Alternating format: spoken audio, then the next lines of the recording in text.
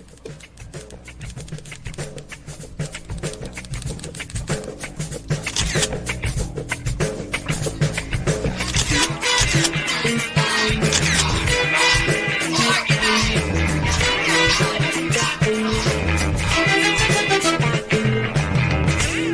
many cases we got? 10.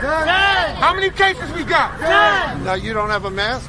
No, we don't have no masks. I have to wear scarves. We don't got no masks. They don't provide us with masks. They say they do, they don't. We don't have the right type of gloves. We don't have latex gloves. We're not in the medical field. They're sugarcoating everything. They're downplaying everything. Somebody needs to be held accountable. They need to take care of their people. We're going to bring the virus to the community. We're not essential. Our help is essential. And if we're not healthy and we're bringing the virus home to the community, what good are we doing? Right. There's over 5,000 employees that come in and out this building weekly. Do the math. This virus spread to 2.5 people. Do the math. That's the epic center right there. New York State, New Jersey, 5 barrels come to this building. 5 barrels. They take that 40 bus. They take that subway. We don't know where these people are coming from. They're hiring every day. 40 people a day. We don't know who's diagnosed or not. It's too late. It's too late. They can't do nothing to stop it. What they should have did was quarantine the building 2 weeks ago, and they didn't do it. So now we got 10 cases in the building that y'all don't even know about, but y'all know about now. Something has to stop, and something will happen. I'm going to City Hall. We're not done here. Today was a cry for help. We did exactly what we wanted to do. We wanted to draw attention to Amazon, draw attention to what they're doing really, and we did just that.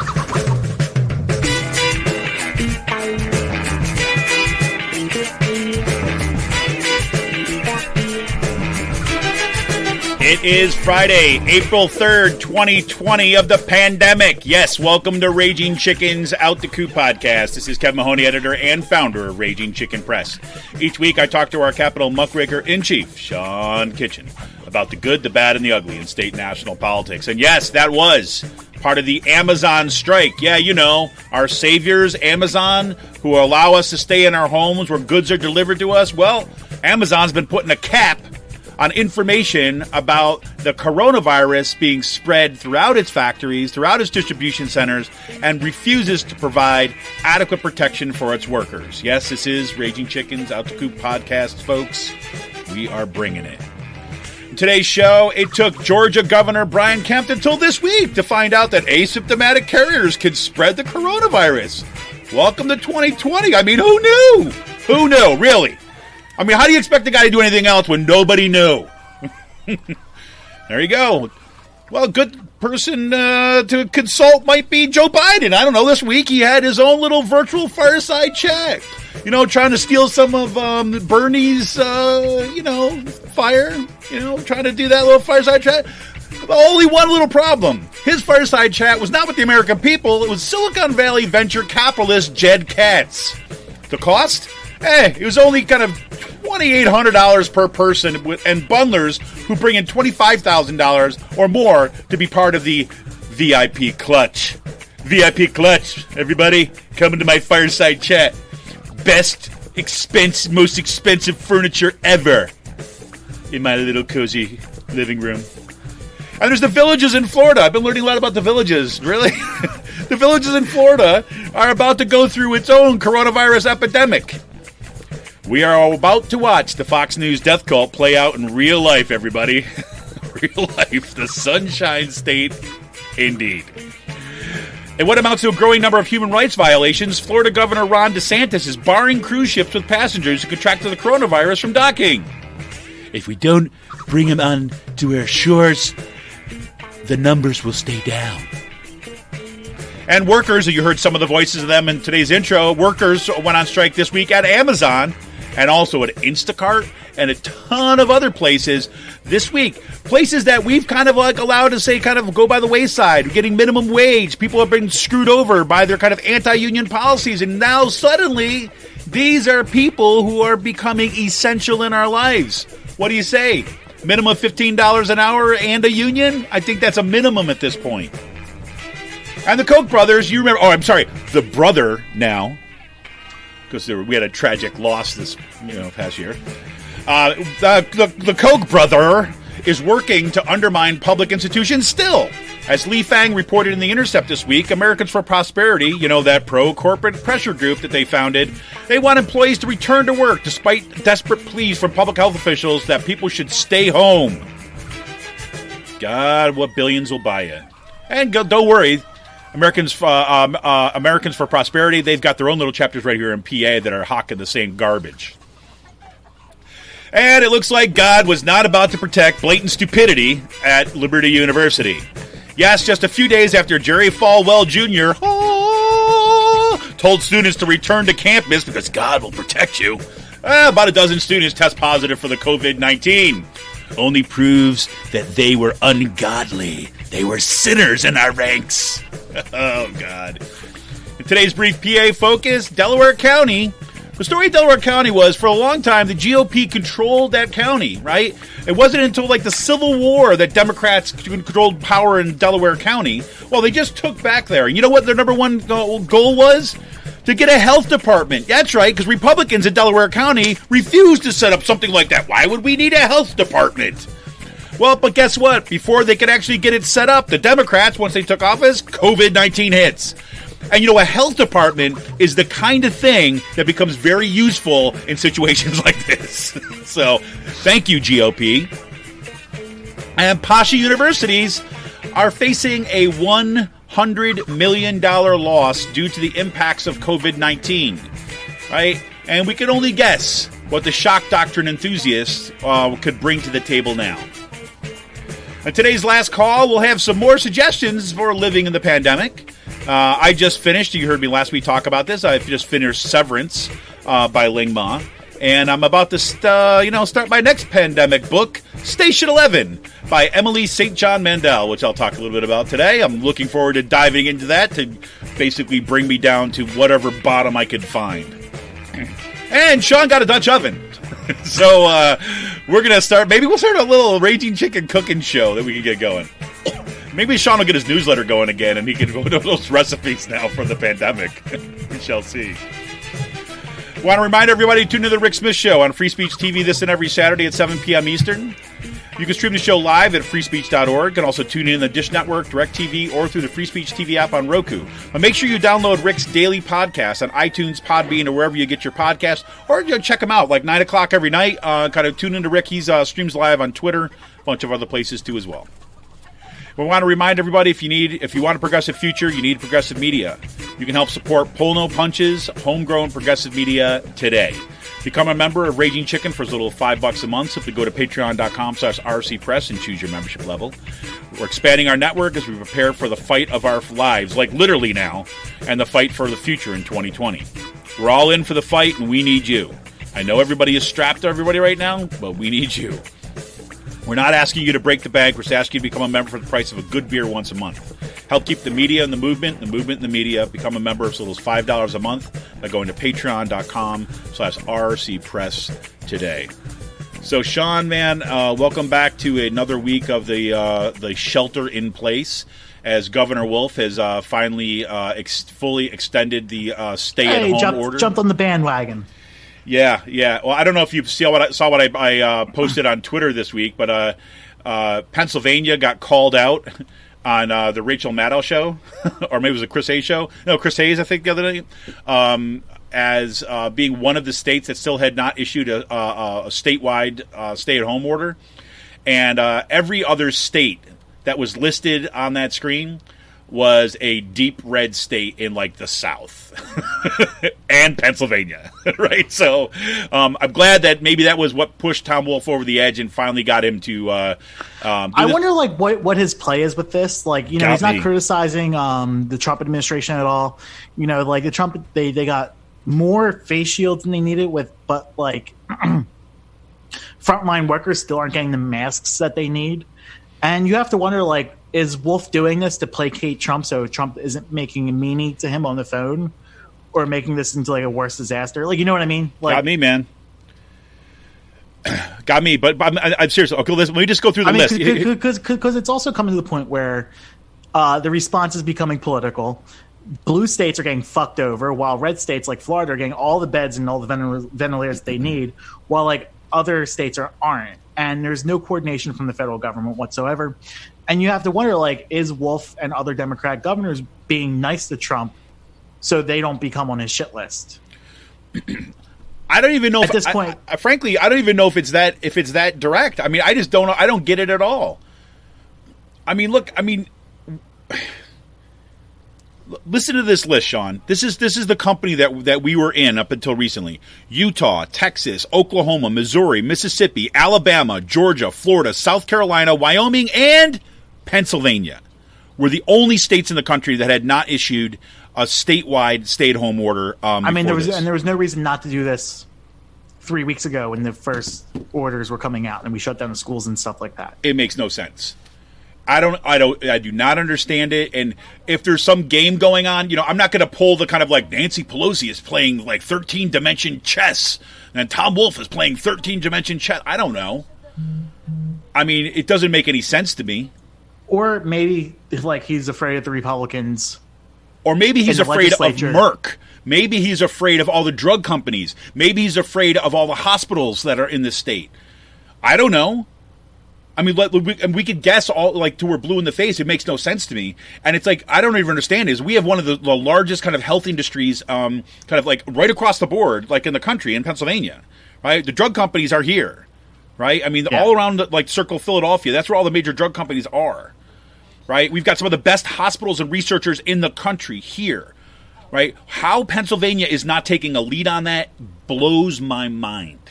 Like, we just found out. I didn't even mention this in the notes. In the University of Pittsburgh, they just came up with a first successful trial of a vaccine, like yesterday, right, on mice. UPMC. Right, exactly. So, I mean, why is Wolf not shouting this from the rooftops? I mean, this is the opportunity to actually kind of get out in front and be a leader, and instead we're just kind of like, literally, I mean, I mentioned this before, like Pennsylvania's tradition, like typically left off broadcast because they're like, we don't know what the hell's going on over there. So, anyways, I didn't even expect to say all that stuff, but I was that really pissed me off. No, I mean, it's been like, it's been concerning seeing the walkbacks that's been happening. Like, are gun stores essential businesses? Like, let's have that conversation. No, like, why are they still open? Like, got me. Are like the Republicans trying to move a power play here? Like, because Terzai said he's going to move a bill next week to get contractors and construction sites reopened. Like when they come back, and Wolf says he's going to veto that. But like, it's the type of thing. Like, will the building trades and the AFL-CIO and other unions go behind Wolf's back on this and risk getting their members sick for short-term jobs? Like, but this is what I'm saying. This is why I'm saying it's like the Republicans. And they're also, I mean, the Republicans and the right wing are floating ideas on passing resolutions in the House and Senate that all they need is a majority in both chambers to revoke Wolf's emergency declaration. Go for it, right? I mean, go for it. No, I mean, those are the things that are happening right now, and I feel like you gotta let the tall man speak here. Like, you know what I mean? And just wave both middle fingers at these people like, fuck that's you, right. This is what we're doing. Where is tall man? Where is tall man? Here we are. It's like, seriously. I don't get it. I do not get it at all. It's like, I said this last week and I'll say it again, is like, that should be your stance. I mean, I like it. The tall man, let the tall man speak. I'm with you. That's going to be the new phrase. Let the tall man speak. You want to like if Governor Wolf and like Democratic leadership in the state are basically saying like, oh, the Republicans are floating ideas of resolutions and that is enough to get them to scamper away back into their little mouse holes, then that's a problem. Right? Because I have to say that is not true in kind of some of the major kind of areas around the state. I mean, Valerie Arcouche, for example, she's been tearing it up down there because trying to get the health department set up in Delaware County, right? I mean, and you've got other people, local leaders that are kind of are out there speaking pretty directly about it. And Tom Wolf just wants to kind of really say, okay, everybody, I'm going to speak to you in a very calm voice, and I'm going to tell you a little bit about some of the things that we need to be considered about, but I don't want you to panic. Yeah, Anyways, I don't want to look, I think I think the response has been good, but the one thing that's been, like, we should have had a state shutdown order weeks ago, and I think that's just the end of the story. But Right. I just, you know, and I don't, and I hate to be, I think Wolf has done a really good job in issuing the orders in Montgomery County really early, right? And then following that up when he found out that people were not following it, and then kind of expanding those things. But there was no reason to piecemeal it out. That's right. That's the point. And that's just something I'll never understand. Anyways, so speaking about news, Brian Kemp, holy crap. Brian Kemp jumped into the new decade this week. You know, it took him to the end of March to realize it was 2020 and that asymptomatic carriers spread the coronavirus. Yeah, well, he was waiting for that Trump truth bomb to go off in his brain, right? That told him that, no, it's okay to say these words now. Yeah, I mean, like, it just amazes me, like, how stupid these people are. And just, like, again, I mean, we're going to have disasters. We're going to have disasters in parts of the country where people obviously weren't listening. That's right. I mean, it's going to be a geographic breakdown. Yep. And, I mean, to think that, like, 100,000, 200,000 people are going to be dead, I mean, I think potentially has a lot. I don't know. I hope that's it. I hope those are. But I feel like those numbers are conservative estimates. Well, they are. I Judging think by if you look at this week was what's her name? I originally was looking for sound from her, but I decided I was like, I can't even like give her Bricks. Is I guess last name is that the last Burks, something like that. She's the person out in front on Trump's coronavirus stuff. You know, she showed the charts, right? Said, here's what it looks like. We're on the trajectory for this, about, you know, a couple million people dead, right?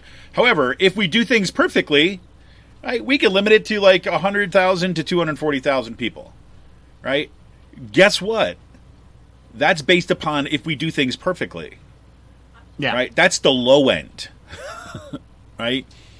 And, you know, barring some kind of unforeseen kind of like miracle, right, which Trump is, I think, you know, calling up Jerry Falwell Jr. all the time and asking for, that we're in for it.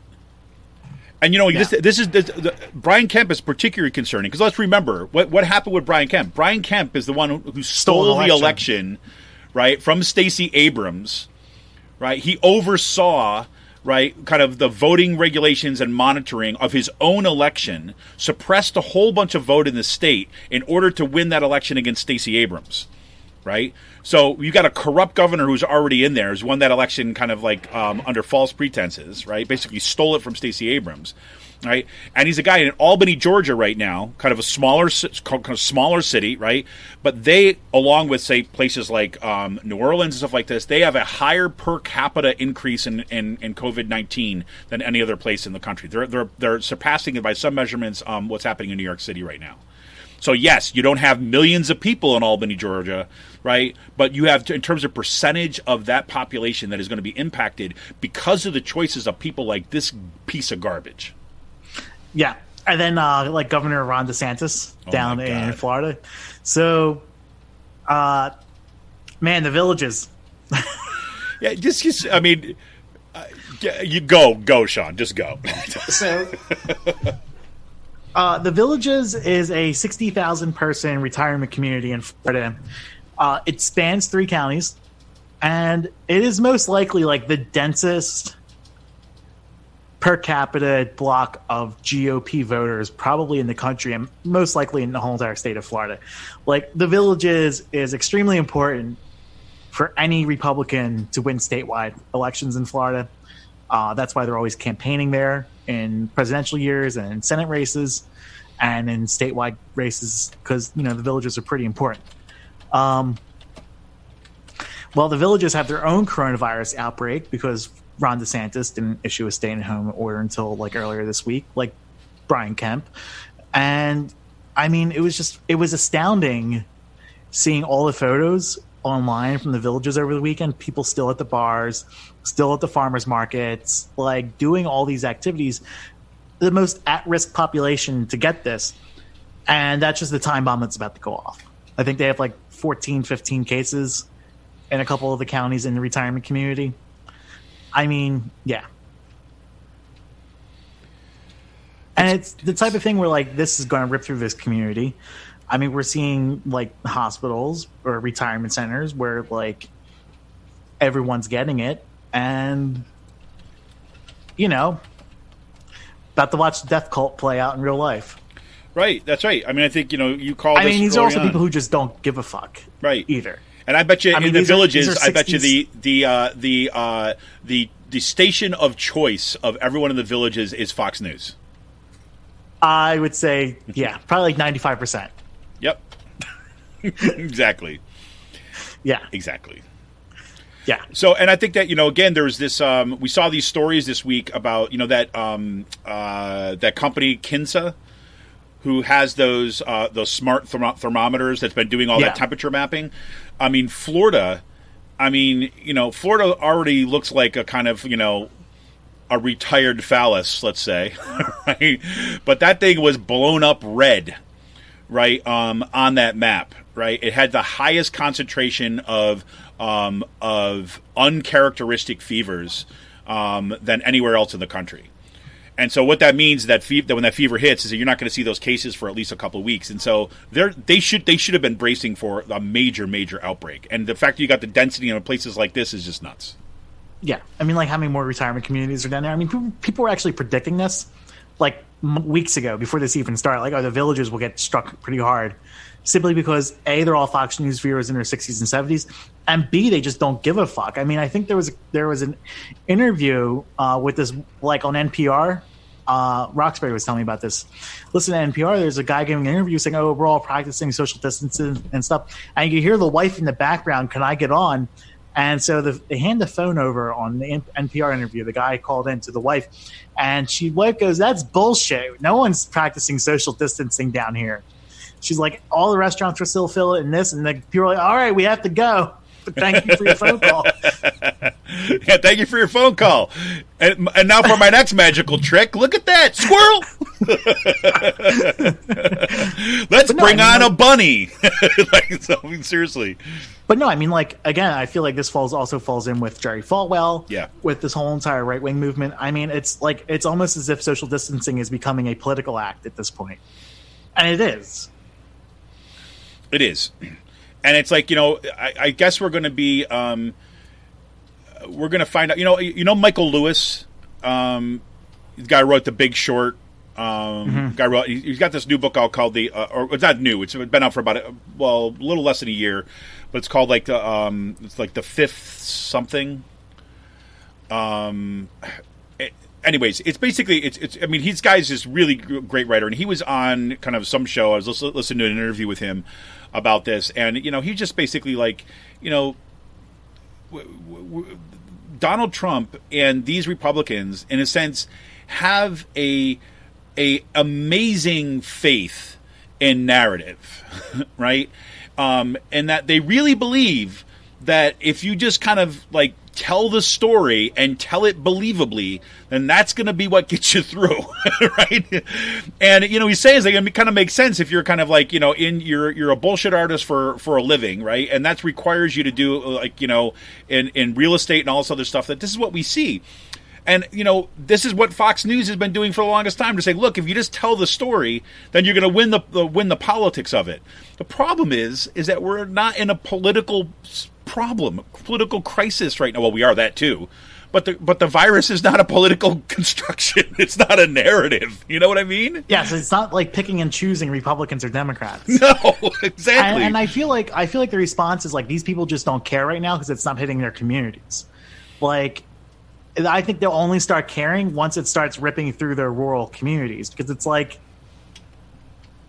I mean, like, population density has a thing to do with it, but I mean, like, I think we saw during the Spanish flu, the 1918 outbreak, that like tons of rural communities were just decimated, right, by that, and like this is what's going to happen. Like, I wouldn't be surprised if the villages get decimated from this, or other retirement communities, because you have a bunch of old people who just don't give a fuck about this because they're Fox News viewers. Yep.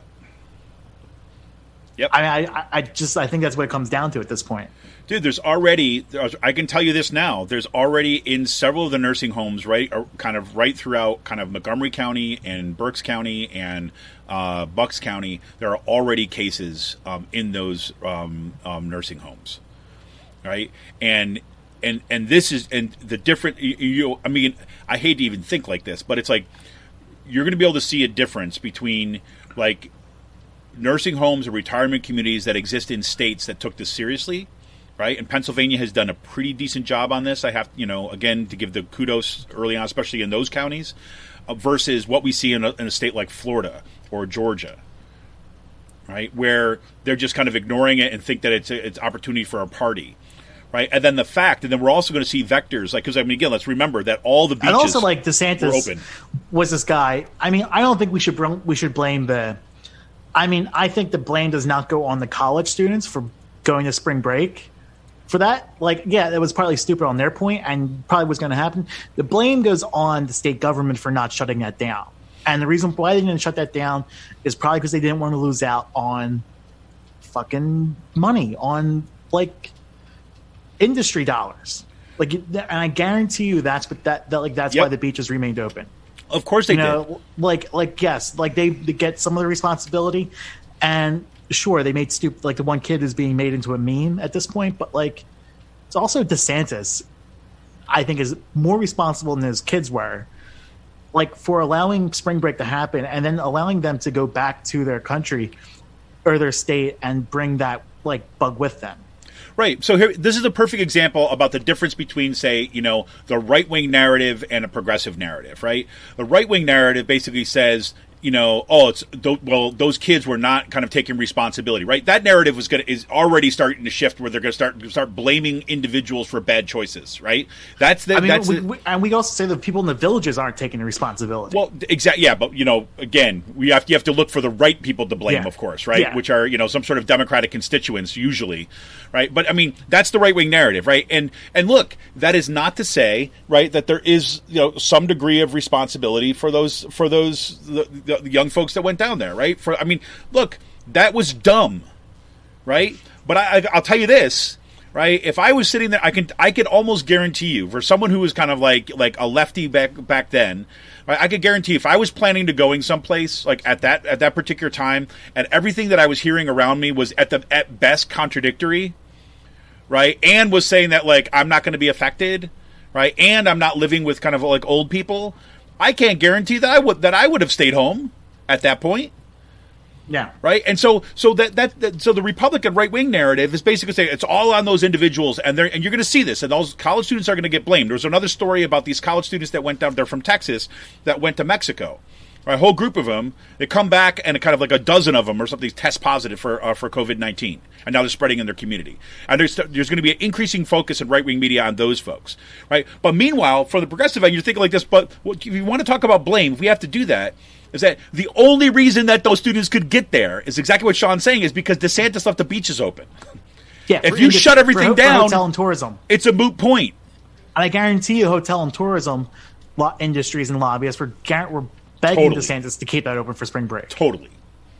Like, right, and not only keep that going. Right, yeah. but who gets impacted the most, right? It's going to be like, yeah, they're going to get those folks are getting their last chunk of change, right, at the end of the season, at the expense of now spreading this virus all over the country, right? And then the bill's going to be foot right on the people who just lost their jobs because they don't have health care. Right, and a lot of those people that were working in those restaurants and working in those bars are going to be the ones that are going to be impacted most directly from that. Right? And if you know anything about service economies and the people that work in service economies, I guarantee you that some of those folks that were working in food service and some of those that are working in the service industries are also working in nursing homes, are also working in retirement communities, right? Because those jobs pay shit. And so people piece together their living, and they move between these different spaces for different shifts. And so there you go. And that is right on. So when you start hearing people saying, like there was an article in the Atlantic this week talking about, Trump has blood on his hands, so does DeSantis. Right? So does Brian Kemp. Exactly. Yeah. I know. I mean, like you're also seeing what DeSantis is doing, which is a massive fucking human rights violation, in my opinion. And he's going to kill people by not allowing these ships to dock. There's a bunch of cruise ships, mostly filled with Americans and Canadians on board. Yep. And the coronavirus is ravaging these ships, and DeSantis is not letting these people dock and get the proper medical treatment that they need. It reminds me, like, when was the last time a hurricane hit Florida and we told them to go fuck themselves and take care of that on their own during a national emergency? Let's see. I can't seem to come up with an example of We that. did it to Puerto Rico. Oh, that's right. But they're not Americans, so Yeah. right. I mean, that was the attitude. But I mean, like, and the people who were surprised by Trump, like, thought he was just this incompetent during a crisis, were obviously not paying attention to what happened in Puerto Rico after Maria was destroyed. Absolutely. Because everyone knew what was coming with Trump, that he would totally fuck this up and find ways to profit off of this. And yeah, I mean, yeah. Well, what do you do? We could talk about Joe Biden.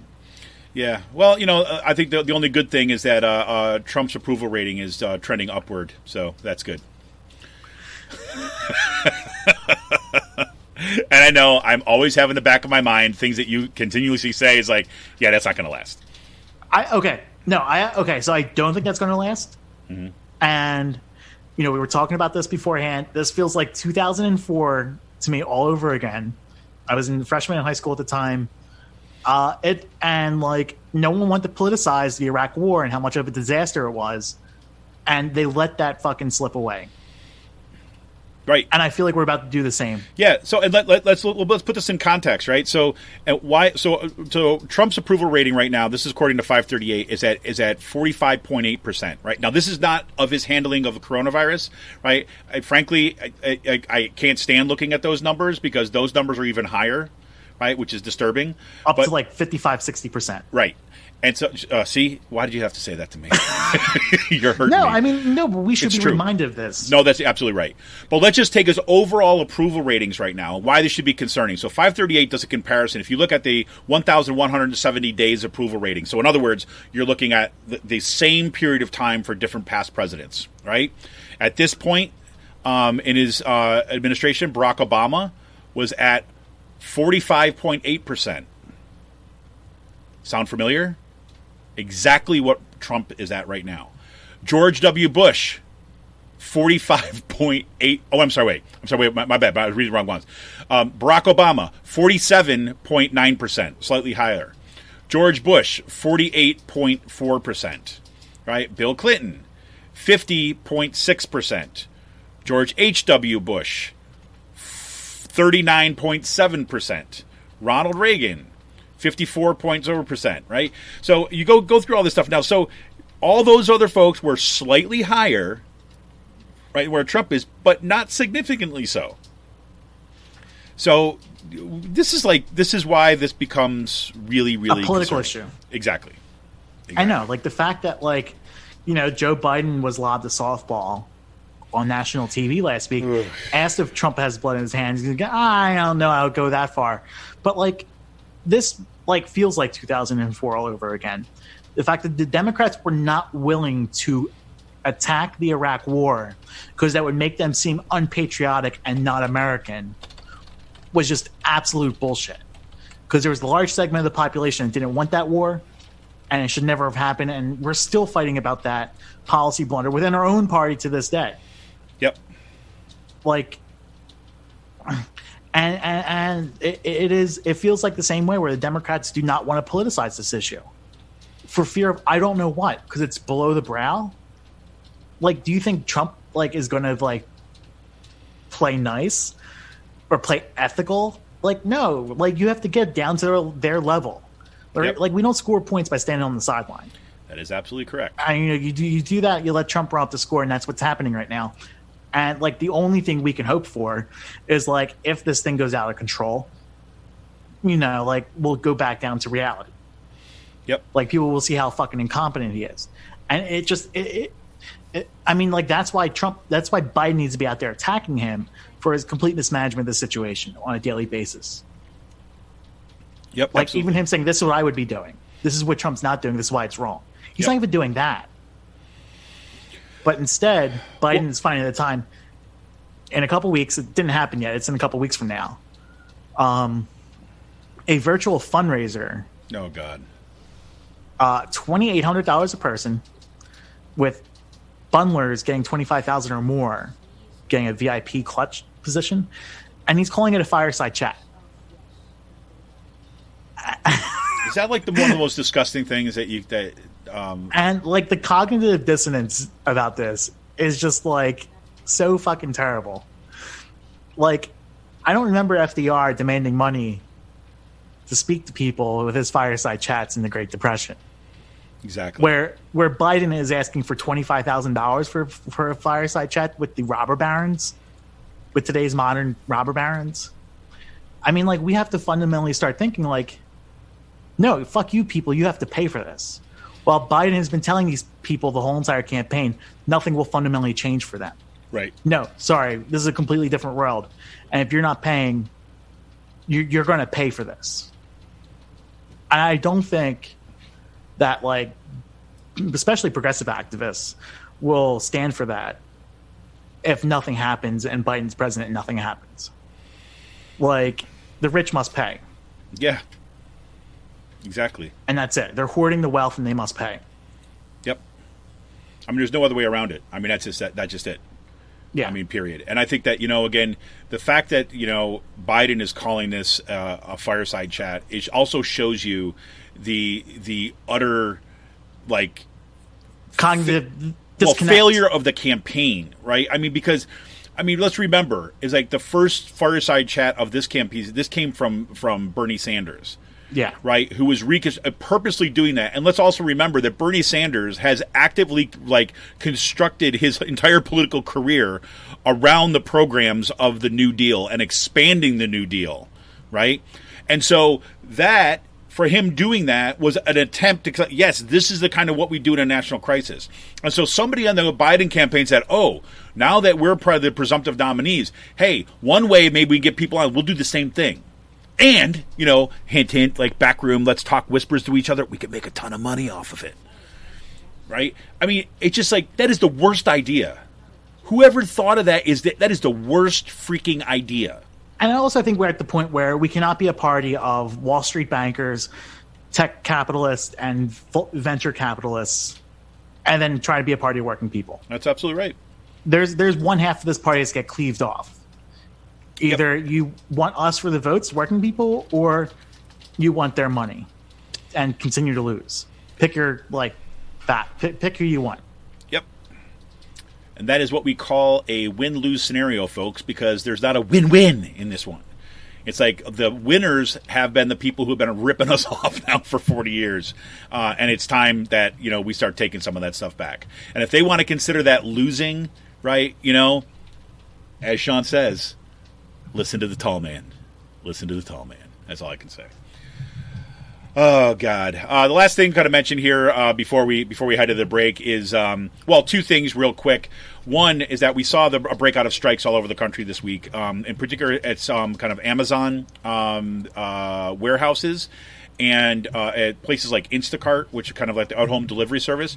And these are things that, and delivery drivers also this is also true in some folks. There were some rumblings at Grubhub and some of the other kind of online delivery services that, as we as a nation have continuously turned to these organizations, right, these businesses, as a way to try to kind of deal with the kind of the stay-at-home stuff, to try to kind of get products that we can't get, and we're not supposed to go out of our house. Okay, we'll have them delivered to our doorstep, right? And yes, we're given all this suggestion about how you handle boxes and how you wipe down boxes and all that kind of stuff. That is not what is actually happening inside those warehouses, right? That is not what's happening in terms of the production of, say, for example, Instacart workers, right? These are folks that, in terms of the wages that they receive, in terms of the benefits that they receive, the protection they receive, are at the bottom, right? That we have invested in in an economy that has increasingly depended upon people like this, but we've forced them to continue to remain in the shadows, right? So that we don't want to look at them, because then we have to look at them really carefully. We'd have to see horrific working conditions. We'd have to see extraordinarily low wages. We'd have to see anti-union bust, or we have the union busting. It's the anti-union kind of like ideologies deep within these organizations, and we have to see people that are at risk in a precarious situation. And yet now here we are, and those people are now being held up rightfully as the heroes, and it's like, thank God for these folks, and yet they're being put at risk. As Amazon has that, you saw the strikes at Amazon. We heard this stuff in the intro today, where the workers kind of basically went on strike, basically calling attention to the fact that there was minimum of 10 confirmed cases inside a warehouse outside of in New Jersey. Right, there was a main distribution hub that they were basically telling people to go back to work, and they weren't giving people protections. They had no protective gear. You couldn't see this, obviously, because this is sound, but in the video of that worker who was speaking in that intro piece, he had a bandana around his mouth because he can't get any kind of protective measures, right? And that stuff is not available because they're not considered essential. And yet, we're continually relying upon these folks here. So, thank God these folks are standing up and basically saying, no, we are not going to be thrown away. Right. Thank God we're not going to be the kind of just be kind of like easily thrown on the trash bin of history, the trash heap of history. But we are going to demand that we are going to be considered essential if this is what we're being asked to do. So that's good. And that's going to only kind of increase. And so all the power to those folks who are doing that organization. Right. All the power. And if you sit there and if that makes you nervous, right, because you're getting your crap from Amazon right now. Well, you know what you do? You don't blame the workers.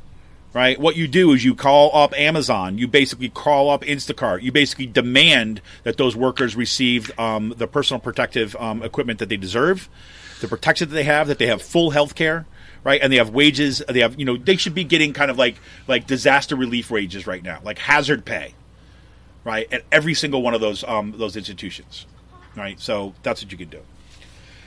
And lastly, in the chronicles of kind of right-wing stupidity, we see how that meets disaster capitalism right here with Liberty University, where you saw basically Jerry Falwell Jr. told its students, over 5,000 students, to return to campus at kind of Liberty University, God's little higher education learning space on earth.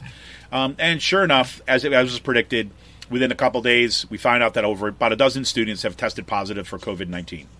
Right, and now you're even starting to see some splits in that kind of right-wing community, because even some people are like, wait, those are my kids. And as we know, that right-wing people, the only thing that they pay attention to is when something kind of affects them directly. Yeah, and also 60% of the community, I think, is over 60 of Lynchburg, so... There you go. You're bringing in the COVID Jerry bombs. Falwell, they came back bringing God and COVID. There you go. There you go. Well, I'm sure they'll be out knocking doors on Sunday, proselytizing the Bible. There you go. And when they say deliver us to the other side, well, they didn't expect it to come in this form. They're bringing the deliverance. There you go. Deliverance. There we go. That's what we should call it. Deliverance at Liberty University. Great.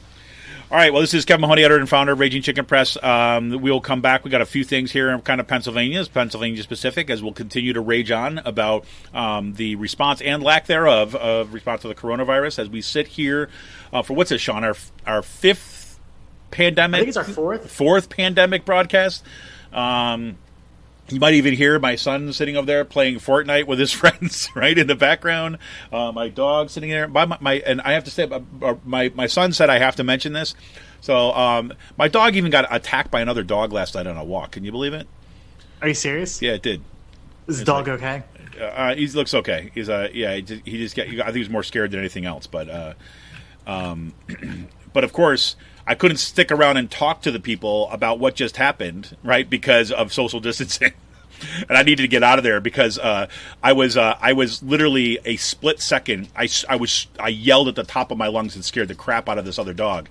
And this other dog is lucky because I actually had my hand cocked and I was ready to start just beating the crap out of this dog. I was like, I'm not proud of that, everybody. I want to say that, but I literally had my elbow back and I was ready to. And I had this image of what was about to take place, but the dog took off. Was it like a big dog that was going after your dog, or no? Double the size of me. I was walking with a younger family, and I think they had a kid with them, and it was I was walking down the sidewalk, right? And the dog wasn't on a leash, or was it? I think what happened is it got away from him.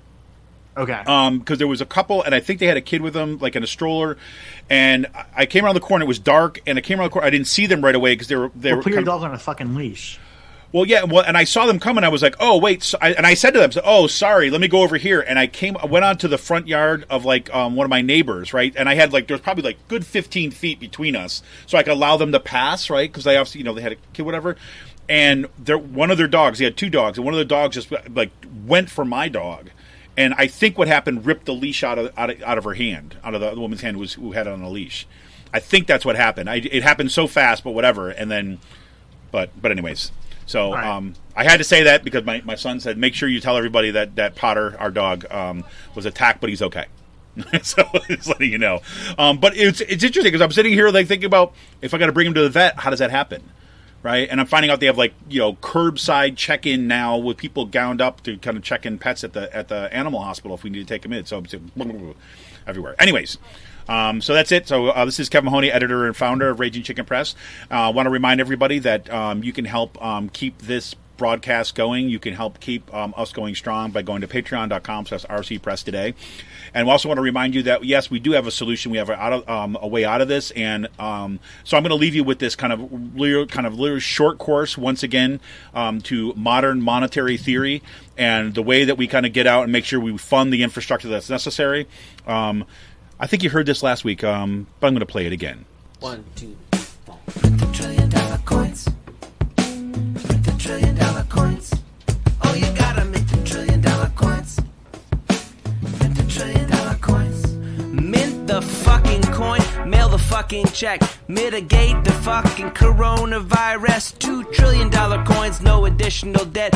That's the power of the purse, baby. Send your edge. Every person in the country gets a credit card with $2,000 on it. This isn't hard. And when we say everyone gets one, we mean absolutely everyone. So mint the $1 trillion coins. Mint the $1 trillion coins. Come on, mint the $1 trillion coins.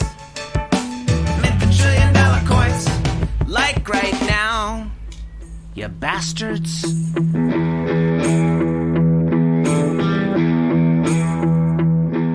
This is Kevin Mahoney, editor and founder of Raging Chicken Press.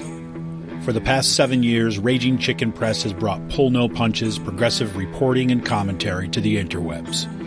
Our long-form investigative pieces, stories that no-access journalist wants to touch, or rollicking weekly podcasts strive to advance progressive movements and perspectives rooted in the struggles happening across the country or down the street.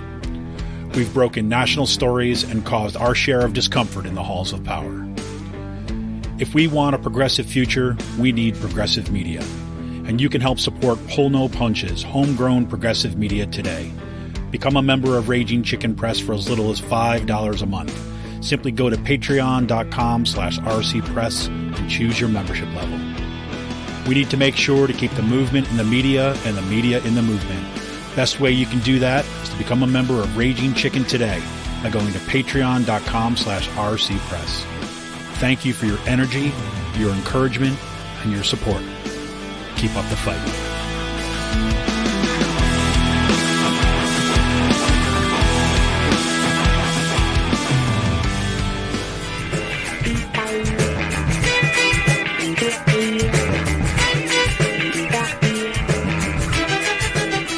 Welcome back to Raging Chickens Out the Coop podcast. Yes, is what we led up to the break this week was that wonderful song, Mint the $1 Trillion Coins by Jonathan Mann. Jonathan Mann is the guy who basically holds the world record for the most songs written in consecutive days. He's been writing a song a day since 2019. So once again, I want to send out thanks to Jonathan Mann for allowing us to use this on this podcast. And do check out his stuff. It's Jonathan Mann, and that's 2 N's, .net. You can check out all his work there. So Sean, in Pennsylvania, like in some sense, we've talked a lot about things that are going on in Pennsylvania already here, but we had a couple things that want to throw in. One, this is something actually my wife works in healthcare, right? And she put this on my radar, and basically about how in Delaware County, the Republicans have controlled Delaware County since basically kind of shortly after the Civil War. The Democrats have now taken control over Delaware County in the last election. And you have some fairly competent people in the medical field who are now kind of controlling things in Delaware County. And they will recognize that one of the first things that they needed to do was they needed to set up a health department. Why? Well, because the Republicans refused to set up a health department as long as they've had power. And so they were getting ready to set it up, and all put it into place as soon as they took power, and then COVID-19 hit. Yeah. I mean, what else is there to say? The Republicans, this is the service you get from Republicans. Exactly. Is that because government's bad, Sean? Government's bad. But you have to, like, okay, so, like, are these, like, Republicans who go back to, like, the Reagan years? Or, like, was this, like, a brand of the Republican Party before that? Like, this anti-government... No, this goes back to the New like Deal. Like Birchers? Okay. Yes. I mean, Birchers in part, but this goes back to the New Deal. I mean, I read, and we've talked about this. If you go back on our podcast and you look at some of the things that we talked about, particularly about the Koch brothers and dark money and things like this, we talked about a lot of the publications that were coming out that were tracking some of this this long-term kind of agenda. Like, I didn't know if this is like a PAL memo type thing, and right? It started from there.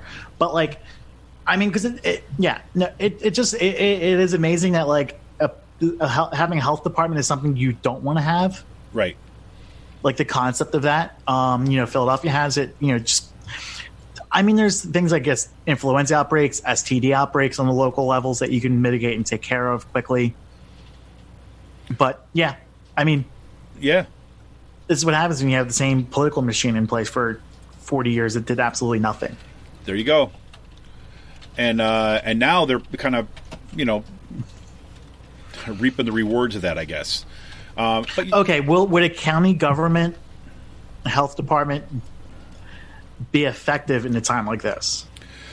Let's put it, not alone. Not alone. Yeah. Right? I mean, but in terms of, like, providing a way of facilitating and coordinating response. With the state and federal. Right. That's where it's critical.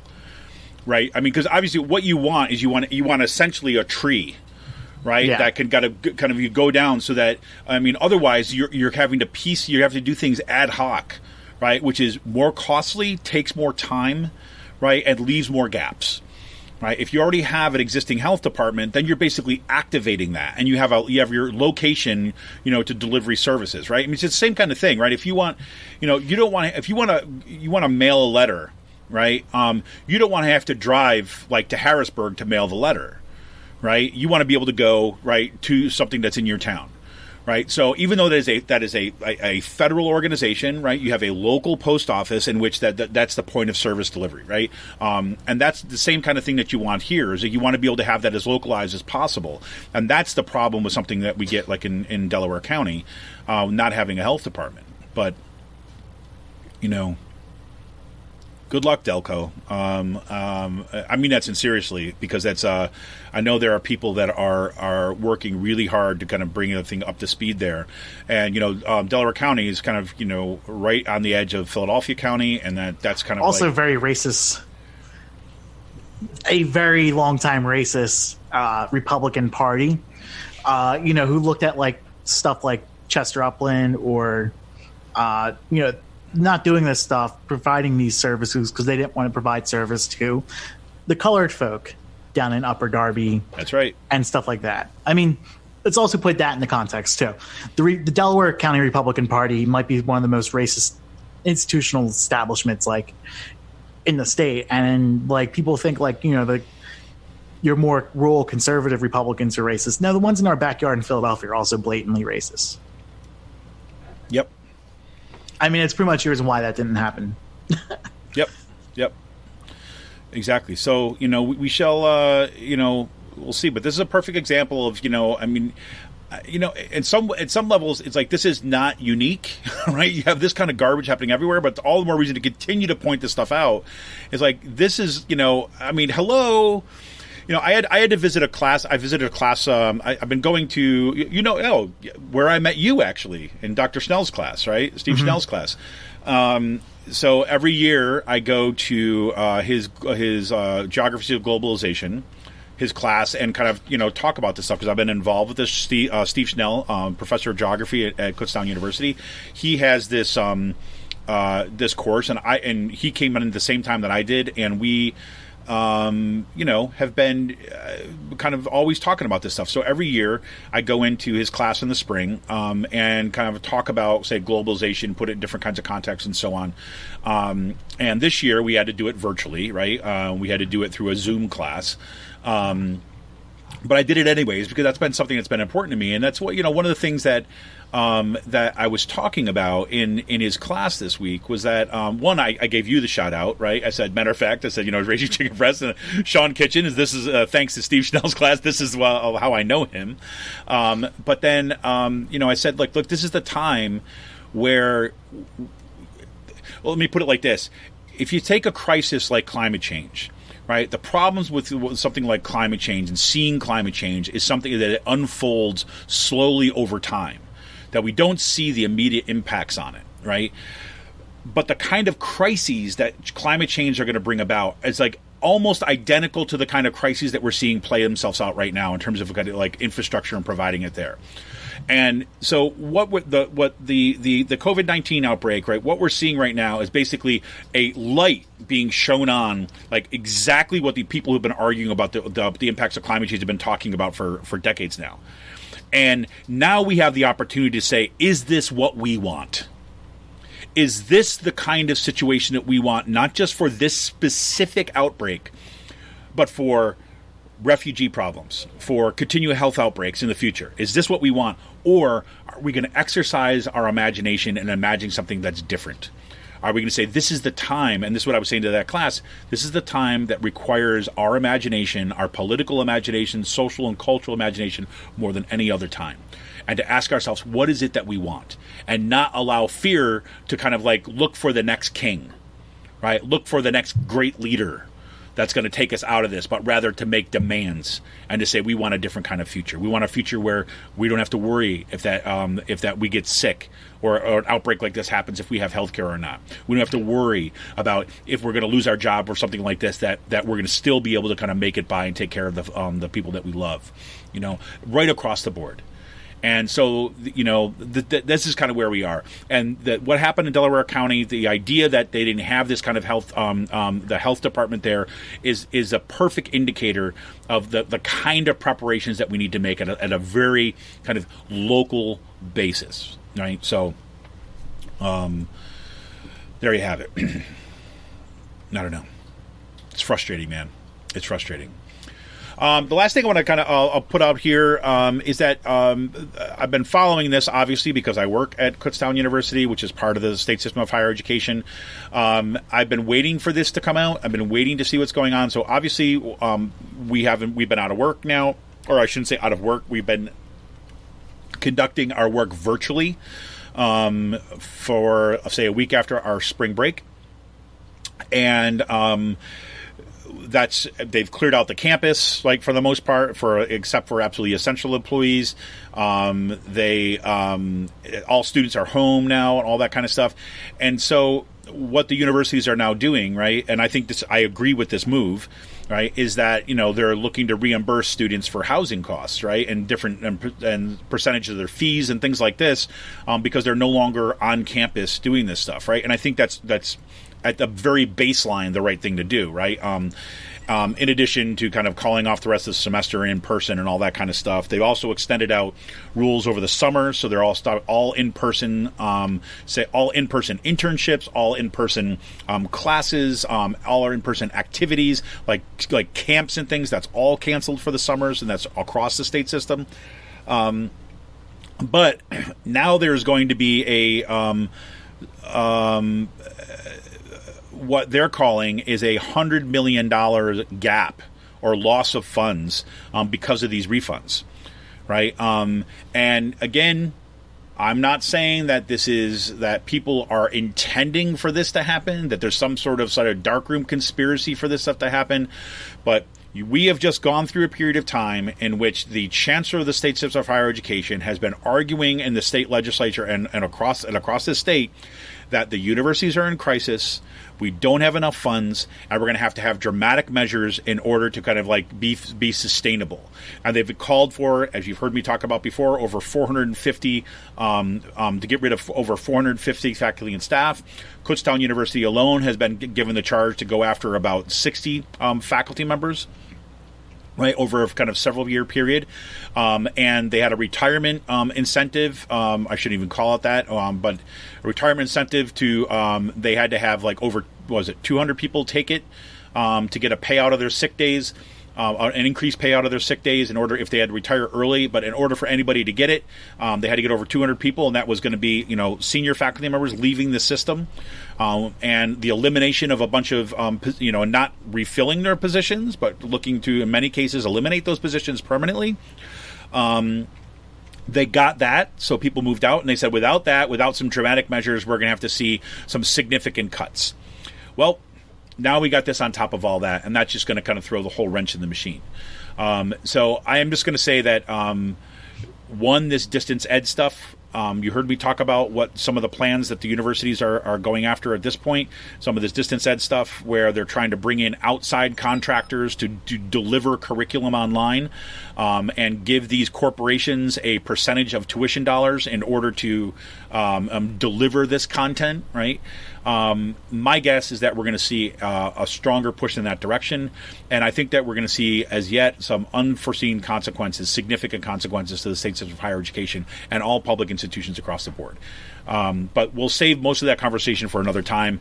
But I just want to put that on people's radar because I think that is happening not just at the state system of higher education, but all public universities and through K through 12. This will be the impact there too as well. I also would like to say, I think this would be a great example to show that if the state actually fulfilled their obligation in funding state higher education, and did not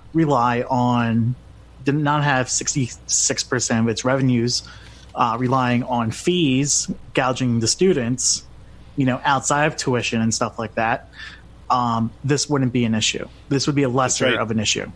That's right. But instead, we have both Republicans and Democrats who have been worshiping at the altar of the cult of market fundamentalism now for 30 years, right? Everything's about tax cuts, lower taxes, lower our taxes, lower our taxes, right? And we've convinced enough people that, that's actually what we should do, and that government is bad, and people should just pay their own way and all that stuff. Well, here we go. We're basically we're eating our just rewards or just desserts at this point, however you mix metaphors you want to put it there. But there's going to be some significant impacts. I don't see there's any way around that. If you think for 1 second that the Republican-dominated legislature is going to come forward and say, oh, God, given the fact there's all these losses in the state system of higher education, that we're going to make sure that we're going to need now fulfill our obligations and we're going to fully fund our universities. That's a load of garbage. It's not going to happen. Yeah. So there you have it. Folks, we already talked about a bunch of stuff in Pennsylvania. We talked a little about the governor and all that stuff there too as well. So what Sean and I are just going to do, we're just going to combine our kind of like normal time about talking about Pennsylvania and our local stuff into our renewed last call, right, where we talk about kind of things that we can do to kind of get ourselves through this time of the pandemic. Normally we talk about beer and space news, and we'll still get to some of that kind of periodically, but we thought we'd spend a little more time in this segment just talk about some of the things that we're watching, some of the books that we might be reading, things that we're doing, and activities that we're looking to kind of get through some things. So I think we should start off with your new purchase, Sean. I would love to, I think that's you see more and more people turning to this, to cooking and things like this as a way of dealing with stuff. So. I am glad that I started cooking back in like October, November. Yeah, you're not learning for the first time now? Or? Yes, I'm not learning now. So I made some initial investments. I got a really nice frying pan. Well, nice, like a $40 pan from like Bed Bath & Beyond. Mm-hmm. Start myself off with a good knife, a pan, and stuff that I can actually use. And so this week, and I got a crock pot. And then this week I bought, a couple nights ago, total impulse purchase. I was thinking about getting a Dutch oven. I was like, you know what? I could really use a Dutch oven. And I looked online, and then I had like a $10 coupon sitting around from Bed Bath & Beyond. So I purchased a Dutch oven online for like $40. So looking forward to using it. I got some recipes lined up that I want to use. So excellent. One of the things I say is like, if anybody has not used a Dutch oven before, right? One of the coolest things you do in a Dutch oven, I mean, you can do, it's kind of slow cooking, but not doesn't have to be slow cooking, but you really get some really good flavors in that. And one of the things that I've been doing a lot with, I was telling Jean before we went on today, is you do braising, which is kind of like, you take like, if you're working with kind of meats, you kind of are searing them kind of like on the stovetop in that pan. and searing them first, and then putting them in this pan, a covered pot, the Dutch oven, and then with say vegetables or stews or things like this. And you put it in the oven then and kind of let it cook at a lower temperature for a long period of time. And I've been doing that now for a few years, and it's and I absolutely love it. So I can't, and I know that you do some great experimenting with to trying out different recipes and that kind of stuff. So it's gonna be kind of cool to see what you can do. I'm looking for it. I got a bolognese recipe that lined up, so I think I'm going to do that. Uses no tomato sauce. Has so it's like cooking the meat, obviously, then like putting white wine in there, reducing it all the way down, and then putting tomato paste in there, reducing it all the way down, and then the actual broth is like a chicken stock base. So I think it's going to come out really interesting. Chicken stock and cream, and then again reduce all that like all the way down to like a really like thick liquid. So I'm looking forward to testing this out. So excellent. And I did not mention this in the in kind of the opening intro and stuff like that. But one of the things that I've been doing is I've been baking. Right. And I've been baking a lot too. Yeah, well, I've been doing baking that I can provide to my children. It's a different kind of baking. But because one of the things my kids, love muffins, right? So one of the things that would be a pretty standard thing to do around here was basically have muffins in the morning. It's a nice, easy breakfast. I know my wife is always like, God, muffins are not, really they should be eating something better than muffins. And I'm like, I know, but they love them. And I'm like, I gotta make their lunches. I gotta get them ready. I gotta get them all the stuff, and then get them to school in the morning. And so there's only so much time, and so whatever. But normally I would buy muffins as part of my shopping, and before the total shutdown, I was kind of like, that's just a freaking like ton of waste of money, right? And just I should be making them myself. And baking is just something I've never done a whole lot of. But I said, okay, whatever. And I've been using this recipe from the Moosewood Cookbook. The Moosewood restaurant is based in Ithaca, New York. And I've actually been to the restaurant kind of several times growing up. I was in college in particular. Moosewood is kind of like a vegetarian, vegan restaurant. It was very, very early on. Like they were kind of like, charted a course in Ithaca. And so I was looking for muffin recipes, and my friend Colleen Clemens, which people, she's been on the show before. We've done some interviews with her before. Colleen kind of told me, definitely check out the Moosewood recipe. You should be doing this. I'm like, oh my God, I actually have that cookbook. I haven't looked at it in ages, and I've never looked at it for baking because I haven't done that much baking. So, but there's a really good muffin recipe in there. If I think about it, I'll put it in the show notes. And I've been making muffins, and I hit upon an apple cranberry muffin that has been a huge hit. Which has been good. But I've done today. I'm actually probably later on today. I'm going to do a blueberry muffins. I've done chocolate chip muffins. I think I'm going to do a banana chocolate chip at some point. But that's been kind of cool as a way of, having a little comfort food kind of sitting around, right? Which is pretty cool, and also something I could do with my kids, right? When we did that, my wife has been doing some cookies. She did a whole bunch of gingerbread cookies with them, and our niece. So that's been really cool too. Nice, yeah. Also, I think we got to talk about the big neuse of the past week. We got Tiger King. Tiger King. No. So I spent the weekend watching Ozark. Finished that Saturday night. Oh wait, should we just stop right there and just say freaking awesome? Yes. Right. I finished it too as well 2 nights ago. Yes. Yeah, I was wondering if you were going to finish it before the podcast. Oh, I made it a point to. Oh, yeah, that's what I figured. It was awesome. Obviously, we're not going to give any spoilers away. Right. Yeah, and it's the kind of series, too, that you really can't talk about what's happening in the plot without kind of giving away some kind of the critical experience of watching the show, right? Because it's so well written. Yeah. I feel like this season took a completely different turn from what I was expecting from the storyline to going, yep. And open up different avenues, and got a whole lot darker. Yeah, and I have to say is like one of the things, and we've talked about this. I've never seen Jason Bateman as a serious director actor. He's phenomenal. like you've never seen that in him, like from other stuff that he's doing. I know. Like I always thought of him as like a C-list TV like celebrity. What was the show that it wasn't Arrested Development, right? No, it was what was the show that he was in? He was Arrested Development was one of them. Oh, he was Arrested. It was him in that. Yeah. Yes. Where he's like the serious square and everyone else is like joking around. Right. Like, I mean, like, but like also just like from growing up and seeing him in different things, I would never have expected him to like do this type of show. Yeah. And it's just getting better and better.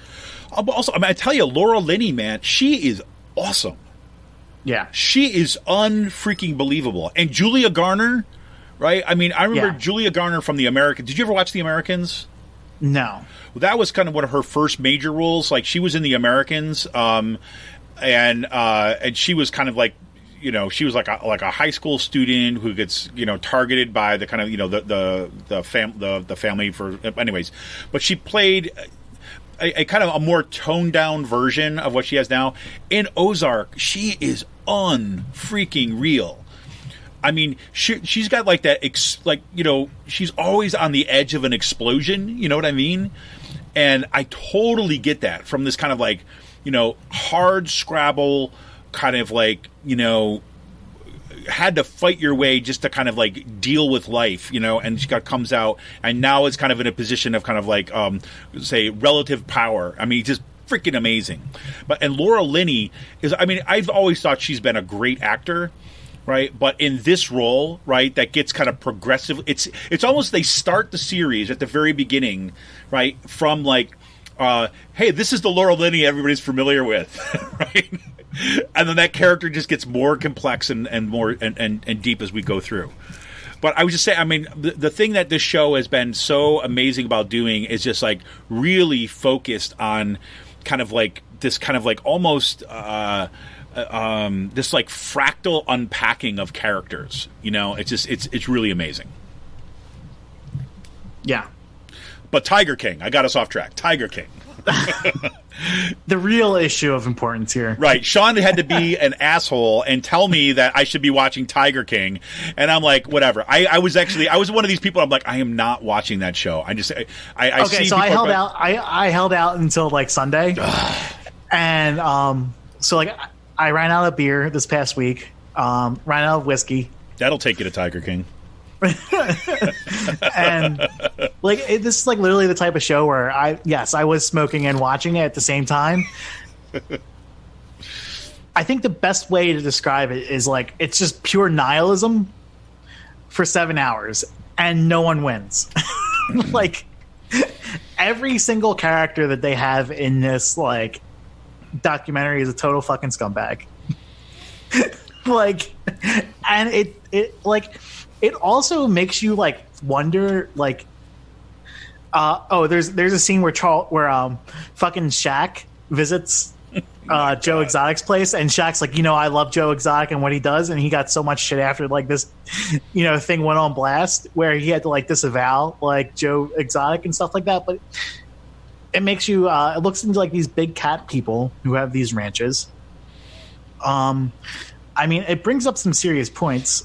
There are more cats held in captivity in the United States than there are in the wild, like lions, tigers, like big cats, period. And it is like, it's stunning seeing how like cult-like these people are. Yep. Yeah. Like where you stop at it gets progressively worse. I think it's entertaining. Like it is just like 7 hours of going from a train wreck to train wreck. It happens like every 20 minutes. Yeah, and I think that like like someone's arm gets fucking bitten off, and like of course like he was recording this, and like Joe Exotic had a like paramedic jacket waiting like in the wings in his office, and the clip just goes, oh my god, like I'm financially ruined, I'll never recover for this. And it's such like a great metaphor for our times, because it's like the bosses right saying they're never going to recover for this, and they want to put their workers' lives at risk. Well, I think I mean I found like I literally was like it was like later at night. I have to like upload these videos for my class and stuff, and it's something like I just don't have time to do generally during the day, given everything else that kind of have to try to juggle around here. So I, we'll do that kind of later on at night, and of course I get distracted and go off and do the other things, and so I start watching stuff. And so I was like, I finished watching. I think you know what it was. It was Picard. Like, it was the season finale of Picard this year, which was excellent too as well. I should say this Star Trek Picard. It was a great ending to that that kind of little mini series. It was really excellent. But I'll talk about that maybe some other time. But so I said, okay, it's like sitting here. I don't feel like going to bed yet, even though I know I should. So let me just finish this up, and I'll whatever. Then Tiger King, obviously Netflix's Flash, it comes up every freaking time. I'm like, okay, I'll just put it on. Whatever. Sean said I should probably watch it. I'm like, whatever. I have it in the background. I really didn't want to, and so I started watching it, and then. One thing I didn't know about it, and one of my resistance to it, I thought it was more of this kind of like Duck Dynasty kind of version. That's kind of, I think, what I had in my head.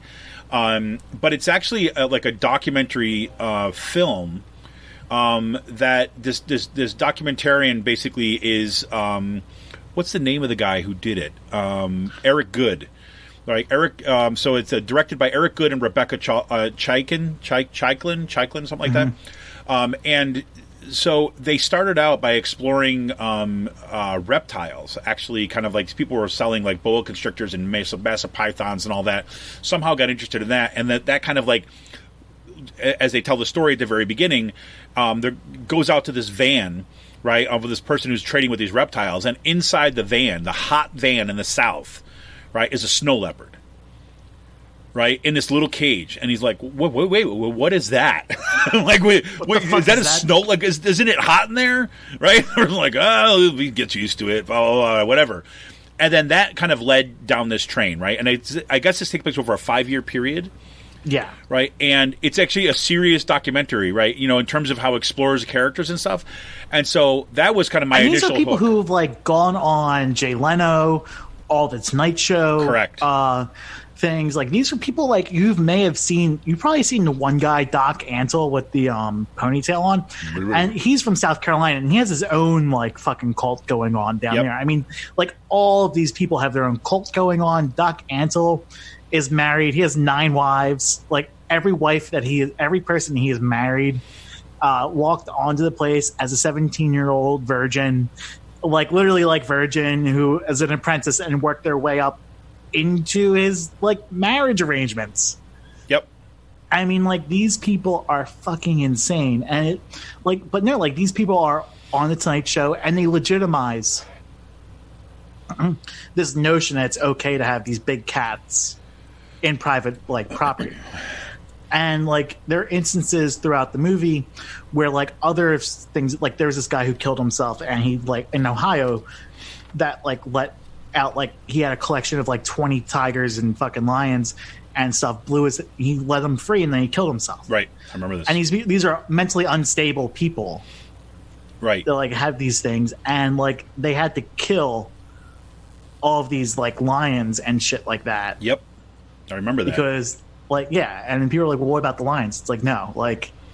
Well, and here's the thing. Here's the thing I will say about this too, as well, is that, and I don't want to diminish the kind of like what you're saying about the say glorification of the of making it okay to keep these big cats. So I want to be clear, that is a serious thread that runs all through this about devastating. The other part of this is that what I think captivated me in terms of the way the story is told is that these people are they're.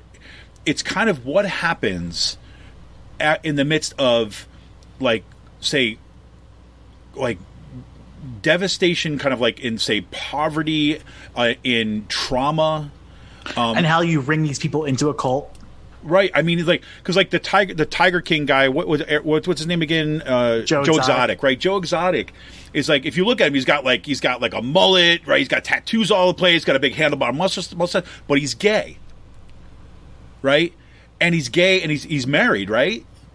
Yes. Yeah, and he's married, right? He's got a husband, and the husband's kind of like looks kind of like well, no, it's kind of like also, but an Oklahoma. But you have this kind of like idea. So you've got this guy, right? And he talks in some of the interviews. He talks a little about kind of like growing up and being in a not very friendly environment to be growing up and being gay, right? And then this kind of, I mean, he obviously, again, he was gay, but he had a kind of series of other stuff that was kind of going on.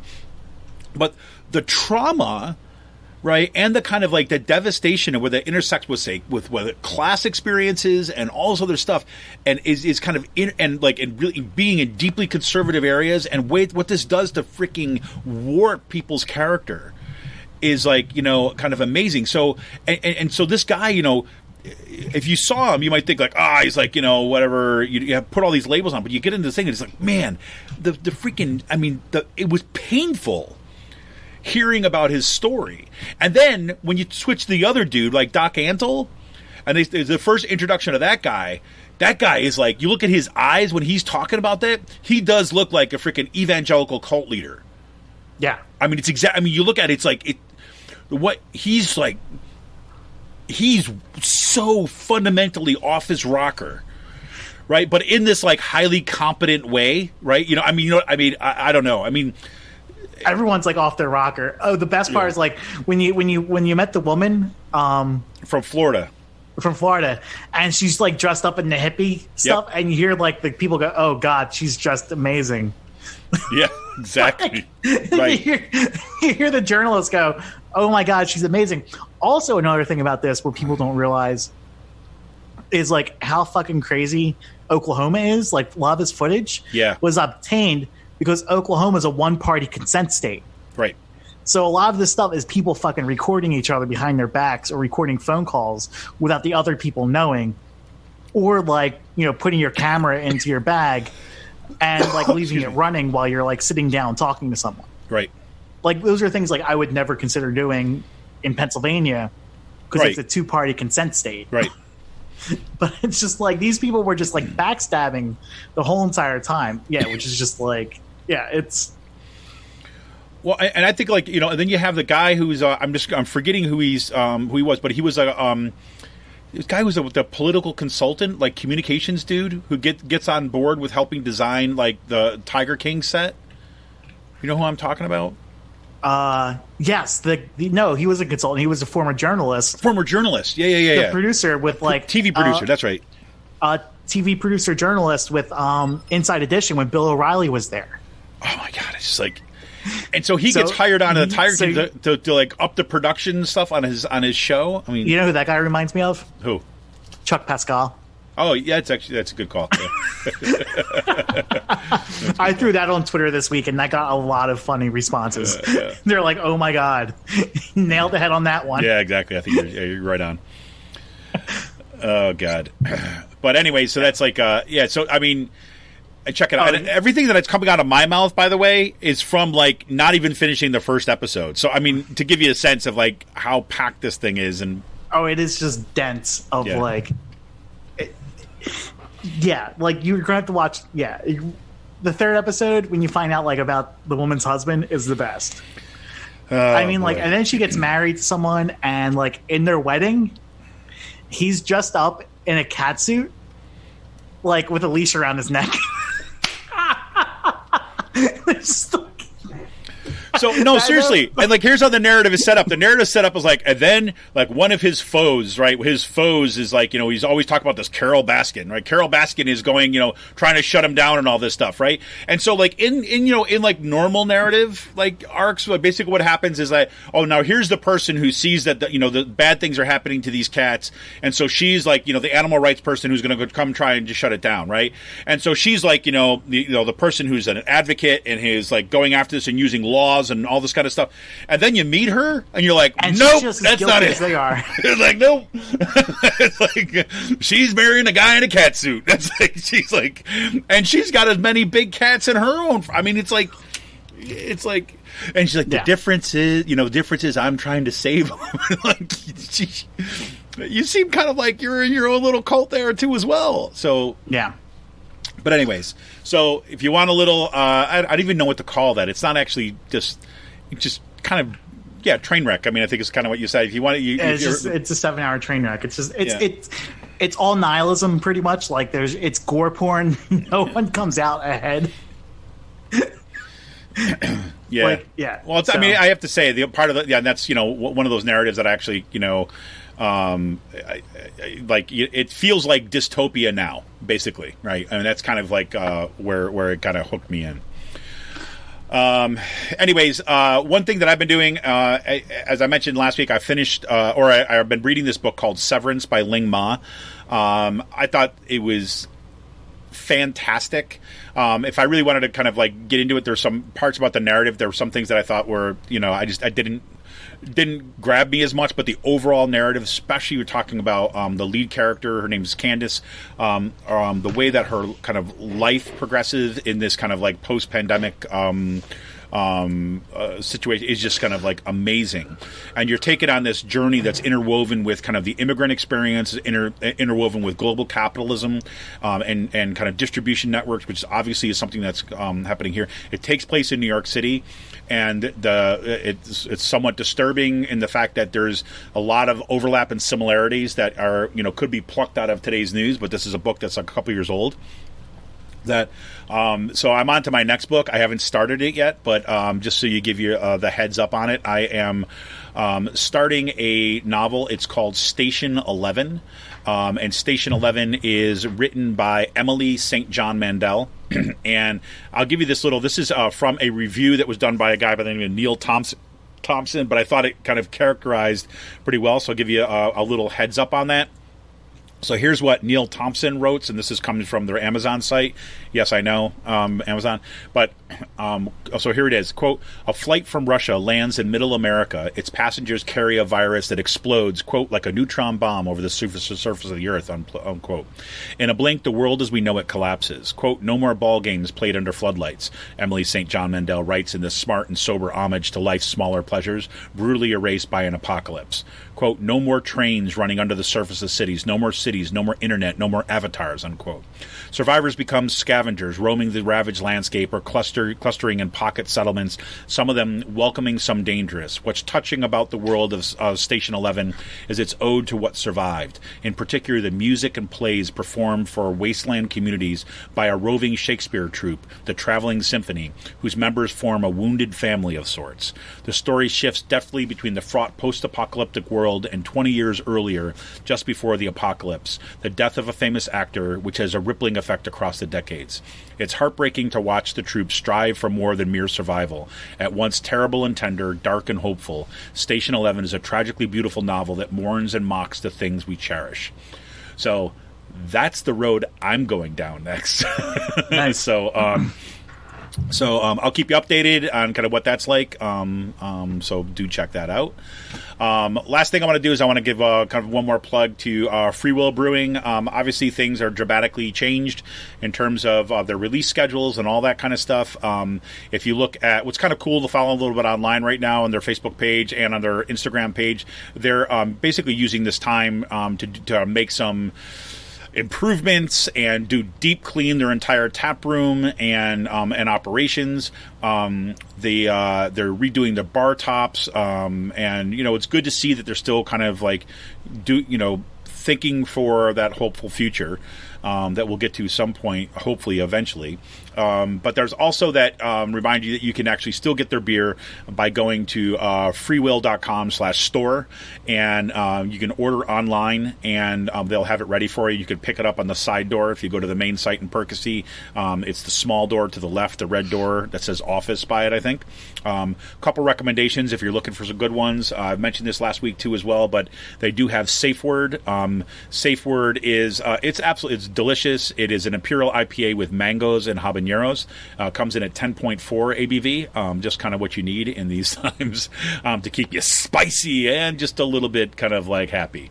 The other one I want to recommend is, I can't remember if I mentioned this last week too as well, but this is one that took me for surprise last year when they first released it. I was kind of like, okay, it's a hazy IPA, and I had a bunch of them and stuff like that, so I was kind of expecting the hazy IPA, but this one is called a DDH Love Letter from the 90s, and it's a hazy IPA brewed with oats, Bloody Butcher cornmeal from Castle Valley Mill. It comes in at 7.2 ABV. It's dry hopped with Galaxy, Mosaic, and Citra. This is delicious. It's become one of my favorite releases when they come out. They generally do this as your late spring or spring into summer. It's fantastic. And Castle Valley Mill, where they get their corn mill from, that's based out of Doylestown, PA. So once again, kind of supporting kind of local operations. So do check that out. Those would be my 2 recommendations for the week. If you want to kind of mix it up a little bit with Safe Word, and then get a fabulous one, especially if you're kind of in the IPA fan club. Hazy IPA brewed with oats, Bloody Butcher's cornmeal. And comes in at 7.2 ABV. So those would be my 2 suggestions for the week, everybody. So Sean, anything else for the good of the order? No, nothing else. I think I'm good. All right, cool. So one of the things I just remind everybody, so I do, or not remind, but to give you an update on this, I think I've got the video ready to go for our members that will be posted on our Patreon site. That's patreon.com/rcpress. You can become a member there for as little as $5 a month. But you're also going to start posting some members-only content now. Sean and I have been batting around an idea to try to get like a kind of a group Zoom together. Just a matter of kind of getting to some sort of, finding some sort of time that would be possible. I'd like to do that too as well, and I may start jumping on to do some individual things. But look for the video from last week, and for our members who are able to access that, we would like to hear your comments. I've noticed one problem with it already. For whatever reason, when it was recording, Sean was on kind of like the right track, and I was on the left track. So that was a little thing, so I have to figure out how to fix that to make sure it's come up. It's one of the reasons I'm not recording today's show through our kind of as a video, because I'm trying to figure that out and learn that before we do our next test run. But do check that out too as well. All right, so this is Kevin Mahoney, editor and founder of Raging Chicken Press. Thanks you all for coming here once again, and good luck, stay healthy, stay happy, and have a great weekend. This is Kevin Mahoney, editor and founder, here with Sean Kitchen. Until next week's everybody, or before. See ya!